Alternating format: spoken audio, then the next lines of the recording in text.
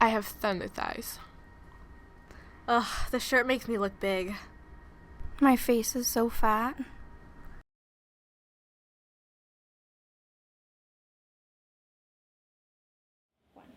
Hi, I'm CassidyJo. Recently, I heard a statistic that said 93% of women fat talk, but I wasn't quite sure what that meant. After all, what is fat talk anyway? So I decided to ask therapist Frony Ritter about what fat talk is, and then follow up with my peers to see if they had any ideas about this unrecognized epidemic.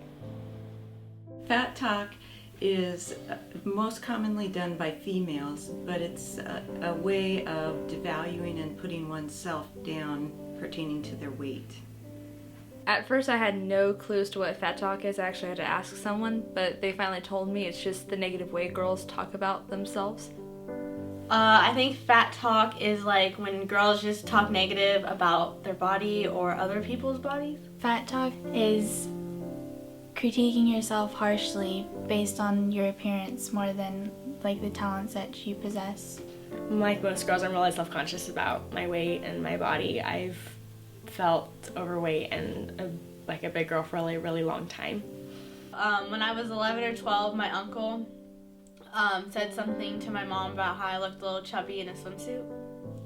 And sometimes I feel like I look very like manly and not like a girl. I wish that I could be a little bit thinner, mainly I want to build a little bit more muscle. I don't think my body is the size I want it to be yet, just because I'm not fully confident with how I look yet, so I'm still working on it. My first time when I felt bad about myself is when I was 12 years old, and I had some friends and they would talk about like they bought their body and the way like they didn't like how they were, and so I would like look at myself and say, oh wow, I don't really like this about myself or that. I kind of got influenced. When I really started to get self-conscious about it, I think it was about 15. An awkward stage. You know, I didn't know what to do with my Italian eyebrows and my braces and glasses, and I started filling out, and I was just so self-conscious. And I'm klutzy, that doesn't help, but it's hard.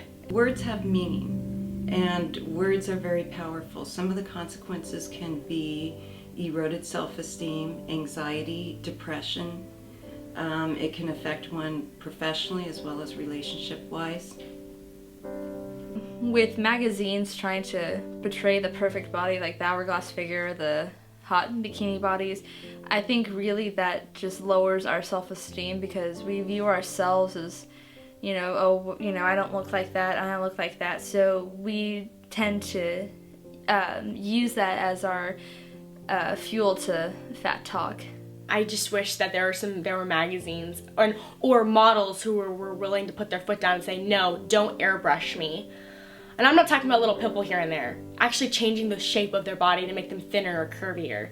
And saying that that's natural and that's how we should look is probably one of the most messed up things in the beauty industries ever. When people see it like in the newsstands, they just think, oh, like I want to look like that, and they start comparing themselves to that, like to how other like models look.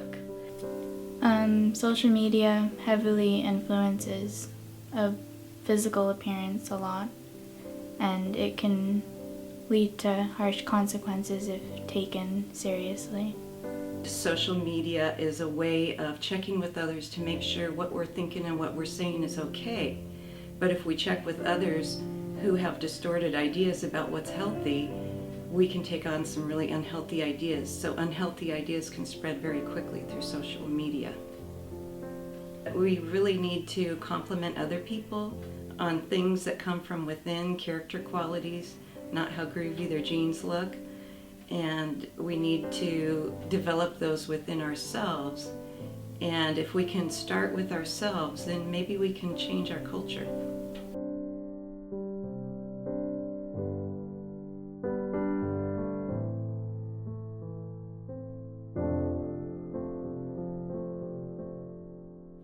Now that I understand fat talk is making negative comments about your body and that there are serious consequences that go along with it, I plan to make this issue recognized by as many people as possible. So spread the word, and remember, you're all beautiful.